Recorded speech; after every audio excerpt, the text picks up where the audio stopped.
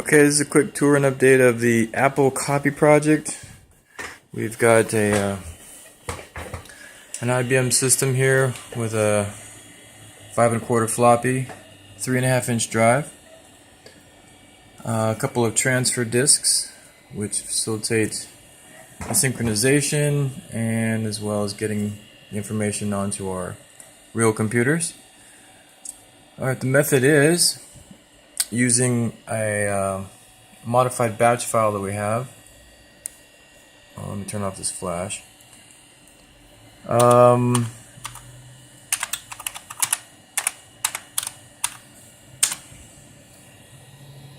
We have Apple copy project, the sync disk drive A, source disk drive B. Backs up everything to the hard drive that's in the computer here. Usages, we just type ACP with a disk name, like ACP Game 1, and it'll extract the Apple disk 16 sectors per track. If we realize we have an older floppy, we'll do ACP 13, that'll give us 13 sectors per track. Program will prompt for the reinsertion of a transfer disk. So what we found is after the transfer synchronizes, syncs each track and each sector, after the end it will not write to this disk unless we eject it or even just kind of pop the disk up for whatever reason. It could be this floppy, it could be just the synchronization that's happening. If all tracks are errors, we like to clean the head, or we try the 13 sector tool. And we have to change the floppy every 8th copy because they're about 140K per Apple disk onto our 1.44 disk, so it means about 8 or 9 of them will fit on there. So here we go for a quick one. What I've been doing is taking a blank disk. This one says Graphics Magician. I'll inspect the surface. Not on the. This is the back side. On the back side is actually the contents of the front side, and we'll just kind of look at it to make sure there's no physical defects. Place it in to the 5 1/4. Run our program ACP GRPH Magician, and this is about the 5th disk I've had of this, so I'll just do GRPH MAG5. Okay, it starts off reading the tracks, giving us this little disclaimer there, and you can see it's just booking through this one. So take probably 30 seconds.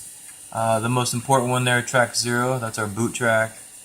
If that one fails, the rest of them may continue, but we'll still be able to read the contents. This is looking like a great disc. It's kept in great care, and it'll just book through there. You'll notice that the B drive and the A drive are just kind of doing their little flicker tool. Whatever was written into the software does a nice job at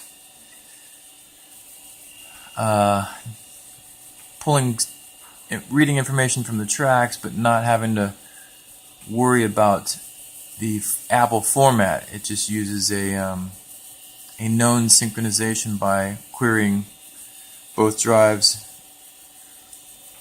Read more about it on their site if you want. Okay, so that's going to finish here after it gets to track 34, and I want to show part of our process here of both how we label the discs when they're done and the little trick methods of getting the tracks copied. So here we are, 30 seconds later, passing track 33, come on. Oh good, we'll probably have a chance to show you what the errors look like. Oh no, it got it. So it does multiple reads and it just keeps going. On track 34, all of them were read successfully. It says The file's been copied to the graph magician5.do. Insert the transfer disk. This is where I just sort of pop this, just bump it, hit my space bar, and it'll facilitate the transfer, copying that. Oh, insufficient disk space. Okay. I've already done 8 copies on that this morning. I'll put my other disk in. Let's see, copy grph5, oops, mag5.do a:. Okay. Our batch file does that for us, but I just have to facilitate that real quick. Alright, so once we get that copied, remove the disk. This is the important part of our organization that come up so far. Usually here I write down how many sectors the disk was and if there were any errors. In this case it's 0. If there were, there's 400 possible errors or 500 possible errors that could occur. This one in particular was 0. Okay. And we organize that by putting it in the finished pile. Got a bunch of piles here. Finished. These over here are not fun disks. They're just Apple Prom Blasters, VisiCalc, Database Masters. I'm sure we're going to go through them and eventually catalog them, but right now, as we've been struggling with this system to keep this floppy clean, using our, whether I have to totally dismantle the drive and get into that head that's under there, or and swab it with some alcohol and get the grime off of it. Let's see if we can see that head under there now. Some light. Yeah, there's the head.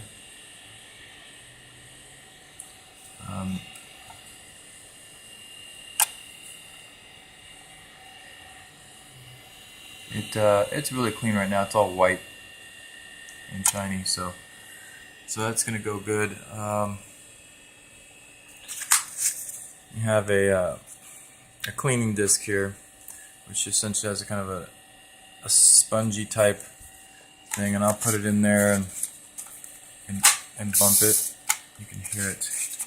See it spin temporarily, just 1 or 2 times, and that'll kind of flush the head. Keep that in its sleeve and nice and clean. There's no alcohol in it right now, but that should be good. Now, our finished disc is full. Goes into a little floppy piece here. When we come up to our, let's turn off that. Refresh our floppy disk on this side. There's our files. I have a number of days that we've been working on it. Apple, it should be ACP disk, but it says APC. Oh well, a little dyslexic. So I'll copy the all the contents of this over to the new folder, and then I'll zip it so that they can remain protected, at least so I can't write on them, and allow me to tinker with the new files. Takes a classic amount of time to copy the files from the floppy to the hard drive. There we go. Go to my disks, zip that one up.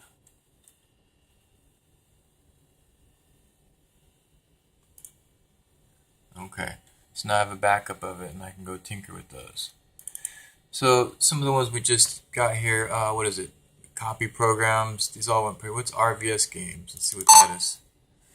Fire that up, opens instantly in the Apple II emulator. Integer Basics, Sargon. Oh, these are pretty good stuff. Sargon, I thought that was good. Let's hit G. Viper was good. Executes Oh, finally. Oh, it's integer basic. Okay. It's probably have to run the integer basic disk. Let's reset that. Reset integer basic disk H. Be run integer basic disk. Okay. I don't know what to do. Anyway, you get an idea. All these disks. This little machine. Almost there. I got a little stack of favorites I got to do right now. Thanks for watching. 10 minutes.